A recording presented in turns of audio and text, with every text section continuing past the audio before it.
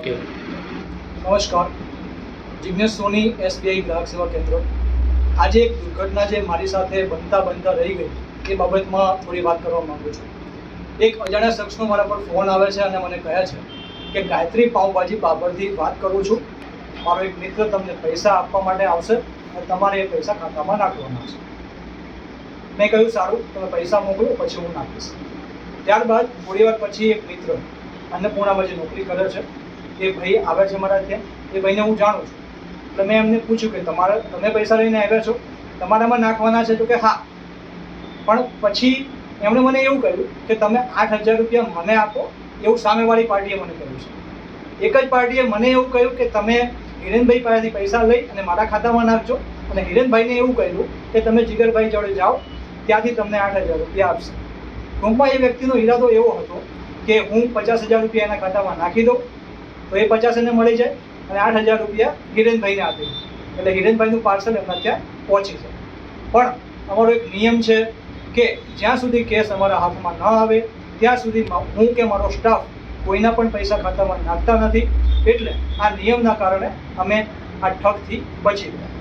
આપ લોકોને પણ એક વાત કહું કે કોઈ પણ અજાણ્યો શખ્સ તમારી સાથે પૈસાની લેતી કરે તો એમની વાતોમાં ન આવતા કે ફોનપે, ગૂગલ પે જેવી ટ્રાન્ઝેક્શન અજાણ્યા શખ્સો જોડે ન કરતા. આની પહેલાં પણ એક દુર્ઘટના બનેલી મારી ઓફિસ પર.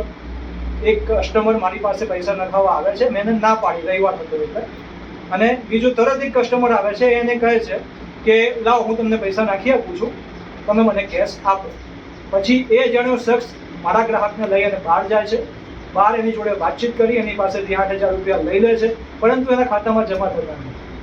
પછી એ કસ્ટમર જાગૃત હતો, એણે પોલીસમાં ફરિયાદ કરેલી.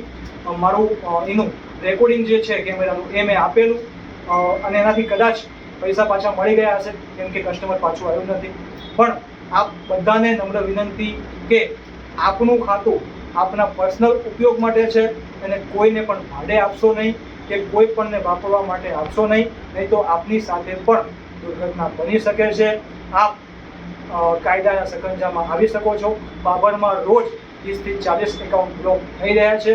આપનું ખાતું પણ બ્લોક ન થાય એ માટે કાળજી રાખજો. એ કયા નંબર ઉપરથી જીગરભાઈ આજે ફોન આવેલો જે તમને કોલ કરીને એવું કહેલું કે તમે રૂપિયા નાખો? નંબર છે બાબુભાઈ એમનો 82 510 82510 00804. મહારાષ્ટ્રનો આ નંબર છે. ટ્રુ કોલરમાં એમનું નામ વિનોદ શાહ કરીને આવે છે.